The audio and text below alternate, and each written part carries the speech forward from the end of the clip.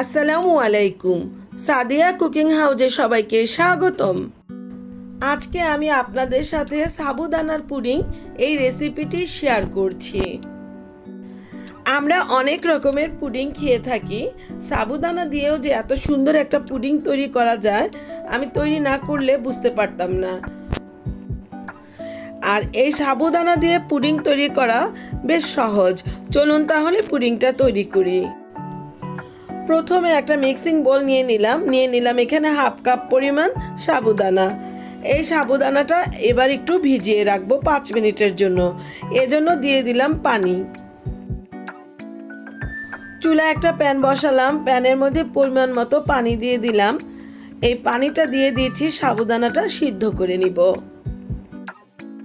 পানিটা একটু গরম হয়ে আসলেই দিয়ে দিচ্ছি সাবুদানাগুলো। এই সাবুদানাগুলোকে এবার একটু সিদ্ধ করে নিতে হবে। সাবুদানাটা দিয়ে এগুলোকে একটু নেড়ে চেড়ে দিচ্ছি। সাবুদানাগুলোকে খুব বেশি সিদ্ধ করতে হবে না, মাঝে মাঝে এরকম করে একটু নেড়ে চেড়ে দিতে হবে। যখন এগুলো বলক চলে আসবে তখন ভালোভাবে নেড়ে চেড়ে দিয়ে নামিয়ে ফেলতে হবে। এই যে একটা স্ট্রেনার নিয়ে নিলাম, এর মধ্যে সাবুদানাগুলোকে ছেঁকে নিচ্ছি। আমি এখানে ছোট ছোট সাবুদানাগুলো ব্যবহার করেছি। সাবুদানাটাকে স্ট্রেনার মধ্যে রেখে গরম পানিটা ফেলে দিব নিচে থেকে, তারপর ঠান্ডা পানি দিয়ে এগুলোকে বেশ ভালোভাবে ধুয়ে নিব। ঠান্ডা পানি উপর থেকে দেওয়ার পর একটা স্প্যাচুলা দিয়ে এগুলোকে খুব ভালোভাবে একটু নেড়ে চেড়ে দিলাম। এরপর এগুলোকে এক পাশে রেখে দিচ্ছি। অন্যদিকে চুলায় আবার ফ্রাই প্যান বসালাম। এখানে দিয়ে দিলাম 1/2 লিটার দুধ। আমি এই 1/2 লিটার দুধ দিয়েই আজকে পুডিংটা করে নিচ্ছি। দুধটাকে বেশি একটা ঘন করব না। যখন এই দুধটা বলক চলে আসবে তারপরে আর মিনিট 5 মতো জাল দিয়ে নিব। এই যে দুধটা কিন্তু বলক চলে আসতেছে। এবার এগুলোকে একটু ভালোভাবে নেড়ে চেড়ে দিতে হবে। দুধটা বলক চলে আসলে চুলার আঁচটা আর একটু কমিয়ে দিলাম। বলক আসার পরে আমি আরও মিনিট 5 মতো জাল দিয়ে নিলাম। এবার এটাকে চুলা থেকে নামিয়ে নিচ্ছি।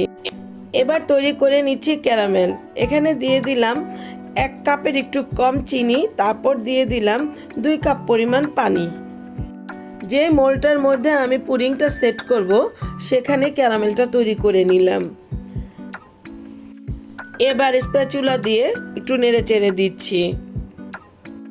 চিনিটা কিন্তু গলে গিয়েছে, আস্তে আস্তে এই কালারটা চেঞ্জ হওয়া শুরু করবে।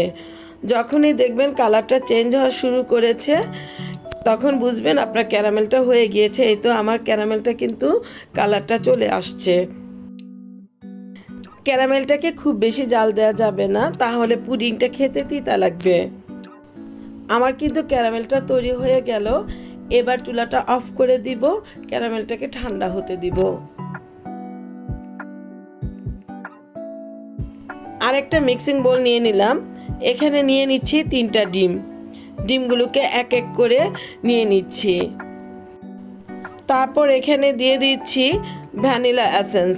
আপনারা ভ্যানিলা এসেন্সের পরিবর্তে এলাচের গুঁড়াটাও ব্যবহার করতে পারেন, এতে করে ডিমের গন্ধটা লাগবে না। এবার ডিমগুলোকে খুব সুন্দর করে ফেটিয়ে নিতে হবে। আমি একটা হ্যান্ড হুইস্কের মাধ্যমে ডিমগুলোকে ফেটিয়ে নিলাম। এদিকে দুধটা কিন্তু ঠান্ডা হয়ে গিয়েছে। এবার ঠান্ডা দুধটা এর মধ্যে দিয়ে দিচ্ছি। এই তো আমি এবার দুধটাকে এর মধ্যে ঢেলে দিলাম। তারপর দিয়ে দিচ্ছি এখানে আরও সামান্য পরিমাণ চিনি। চিনিটা আপনারা আপনাদের পছন্দ অনুযায়ী দিয়ে নেবেন। আমি আবার হ্যান্ড হুইস্কের সাহায্যে চিনিটাকে গুলিয়ে নিচ্ছি। এগুলোকে বেশ ভালোভাবে মিক্সড করে নিলাম। আমার কিন্তু ক্যারামেলটা ঠান্ডা হয়ে গিয়েছে। এবার একটা স্ট্রেনারের মধ্যে এই মিশ্রণটাকে আমি ছেঁকে নিচ্ছি। এই যে এভাবে ছেঁকে নিচ্ছি, কারণ এর মধ্যে অনেক রকমের বাবল থাকে।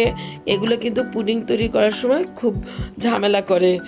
পুডিংটা আপনার খেতে ভালো লাগবে না। এই যে দেখুন কেমন হয়েছে। এগুলোকে বেশ ভালোভাবে ছেঁকে নিতে হবে। দুধ ডিমের মিশ্রণটাকে ছেঁকে নিলাম। এখন এখানে দিয়ে দিচ্ছি সিদ্ধ করে রাখা সাবুদানা। সাবুদানাগুলোকে এক এক করে এখানে ছড়িয়ে দিচ্ছি। সাবুদানাটা দেওয়া হয়ে গেলে এবার এটাকে ঢাকনা লাগিয়ে দিচ্ছি। এদিকে চুলায় একটা প্যান বসালাম, প্যানের মধ্যে পরিমাণ মতো পানি নিয়ে নিলাম। পানিটা এমনভাবে নিতে হবে যাতে আমি যেই মোলটা এখানে বসাবো সেই মোলটার অর্ধেকেরও একটু নিচে থাকতে হবে। একটা স্ট্যান্ড বসিয়ে দিলাম, স্ট্যান্ডের উপরে আমি মোলটাকে দিয়ে দিলাম, তারপর উপরে ঢাকনাটা দিয়ে দিলাম, তারপর পাশের যে ছিদ্রটা আছে এখান থেকে বাষ্প যাতে না বের হতে পারে এজন্য এর মুখটা সিল করে দিলাম। তারপর 20 মিনিটের মতো জাল দিয়ে নিলাম। 20 মিনিট পর ফিরে আসলাম। এবার পুডিংয়ের ঢাকনা খোলার পালা। এই তো ঢাকনাটা খুলে নিচ্ছি একটা ছুরির সাহায্যে। এই যে দেখুন ভিউয়ার্স, আমার পুডিংটা কিন্তু তৈরি হয়ে গিয়েছে। একটা কাঠি দিয়ে দিলাম, এর মধ্যে কিছুই লেগে আসতেছে না, তার মানে আমার পুডিংটা সম্পূর্ণ কমপ্লিট। এবার এটাকে ঠান্ডা করে ফ্রিজে রেখে দিব প্রায় 3-4 ঘন্টার মতো। 4 ঘন্টা পর ফিরে আসলাম। একটা ছুরি দিয়ে এর চারপাশে কিনারাটা একটু ছাড়িয়ে নিচ্ছি। একটা প্লেট দিয়ে এবার পুডিংটাকে মোল্ড থেকে বের করে নিচ্ছি।